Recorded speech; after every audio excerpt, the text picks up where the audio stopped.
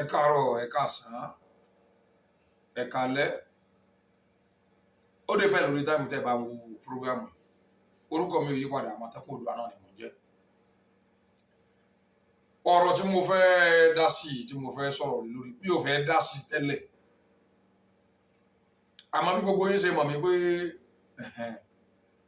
àwa ò ní rí ká mọ̀ sọ àní parọ́ mọ́ yàn.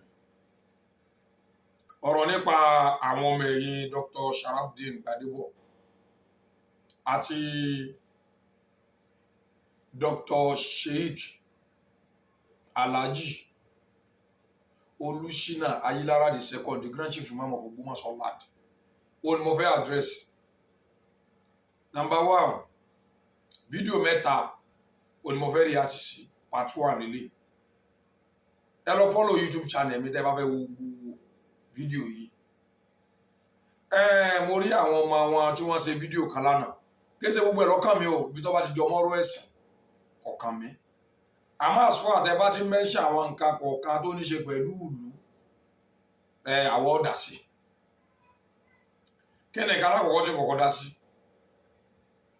Ẹ̀yin náà gbọ́ ọ̀rọ̀ tí ẹni yìí sọ kí n tó sọ̀rọ̀ lórí.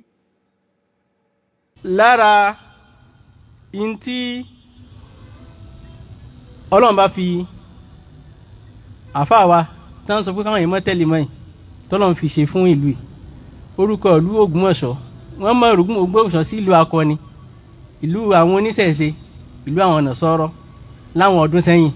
Ṣùgbọ́n ní ìsìn tẹ́nìkan bá kọjá l'Ógbómọ̀ṣọ́ tó bá já àfáà tí ò bá tiẹ̀ ní yà sàlámù sí Sheikh Dr. Sharafdeen hafidhahullah ọ̀rọ̀ yóò sọ pé ìlú àfáà ńlá lélẹ̀, ìlú Ògbómọ̀ṣọ́ di ìlú àfáà ńlá.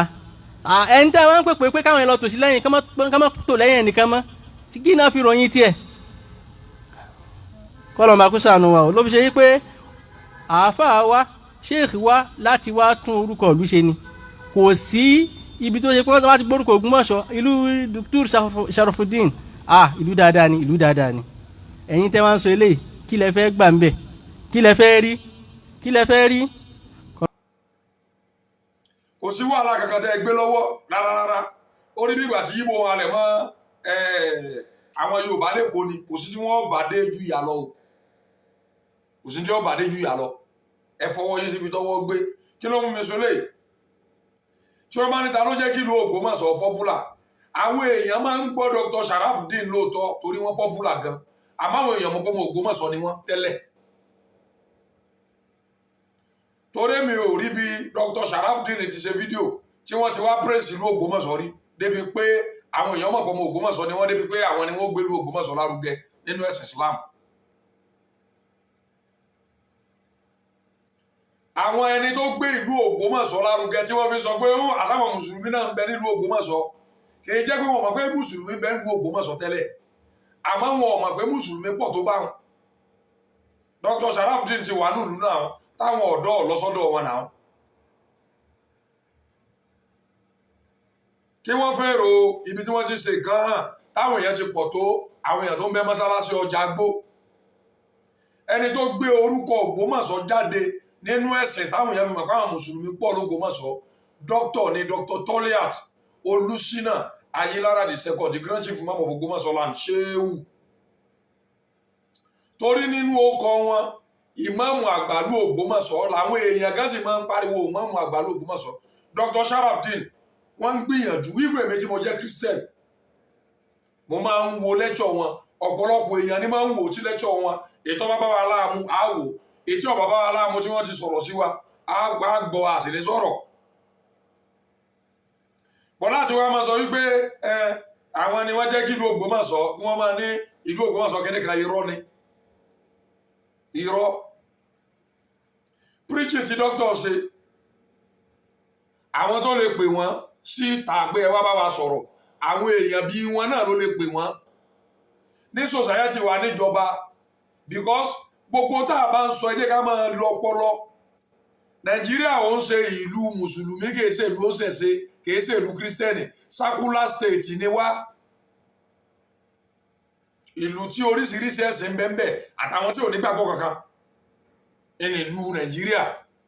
Lọ́yẹ̀ nìkan wà lè lóhùn ní àjẹ́ndà pé báwo ni ẹ̀sìn kan ṣe máa dominate ìlú láti máa fi irú ìlú bẹ́ẹ̀ tẹ́ ẹ bá ríyàn tó nírú àjẹ́ndà yẹn ọpọlọ rẹ̀ ti lọ.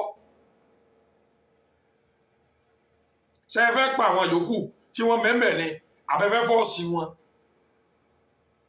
tí ò bá jẹ́ wípé kéèyàn ò jókòó kó ronú báwo ló ṣe lè gbé pẹ̀lú rẹ̀ pọ̀ pẹ̀lú àwọn èèyàn. ẹ̀yin ò ní ìmánì ẹ̀yin mùsùlùmí ṣe máa ń pè láti gbé pẹ̀lú rẹ̀ pọ̀ pẹ̀lú àwọn èèyàn.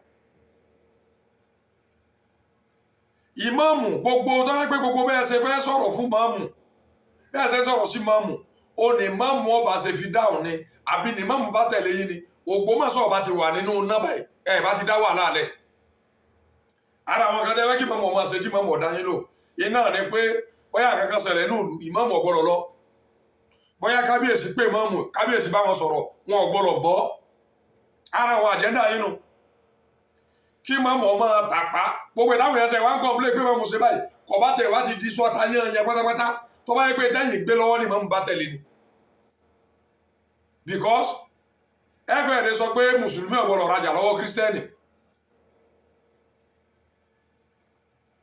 ẹ ti gbé àwọn òfin tẹ́ ẹ mọ̀ pé kò lè wọ́ọ̀kù nílùú tó jẹ́ pé àwọn òṣèṣe ló ti pọ̀ jù àti kírísítẹ́nì àwọn mùsùlùmí náà pọ̀ kò sí bẹ́ẹ̀ ṣe fẹ́ ṣe ìlú òṣèṣe nílùú Ògbómọ̀ṣọ́ sẹ́nu àwọn tí ń wádọ̀ yín gangan àbínú àwọn tí ń lọ mọ́sálásí àbáwọn tí ń lọ chọ́ọ̀chì èèyàn mélòó ni èyí padà lọ lẹ́sẹ̀ṣe mẹ́ ọ̀tọ̀ ní ká máa tara wa